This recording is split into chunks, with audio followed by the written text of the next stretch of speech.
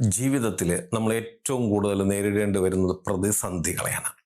മിക്കവാറും എല്ലാവരുടെ ജീവിതത്തിലും പാവപ്പെട്ടവനും പണക്കാരനും വിദ്യാസമ്പന്നനും ഒട്ടും വിദ്യാഭ്യാസം ഇല്ലാത്തവനും ഒക്കെ അങ്ങനെ തന്നെയാണ്. പ്രതിസന്ധികൾ അത് നമ്മുടെ ജീവിതത്തിൽ ഒഴിവാക്കാൻ പറ്റില്ല. അപ്പോൾ ഒരു പ്രതിസന്ധിയെ നേരിടുമ്പോൾ നമ്മൾ എങ്ങനെയാണ് അതിനെ മറികടക്കുന്നത്? അതിനെ വിജയിച്ചേ പറ്റൂ. വിജയിച്ചാലേ നമുക്ക് മുന്നോട്ട് പോകാൻ പറ്റില്ല. അപ്പം നമ്മൾ ചെയ്യേണ്ടത് ഒരു വിഷയം, ഒരു പ്രശ്നം, ഒരു പ്രതിസന്ധി നമ്മളിലേക്ക് വരുമ്പോൾ ആദ്യം നമുക്ക് ശുഭാപ്തി വിശ്വാസം, ഇതിൽ നമുക്ക് വിജയിക്കാൻ പറ്റും.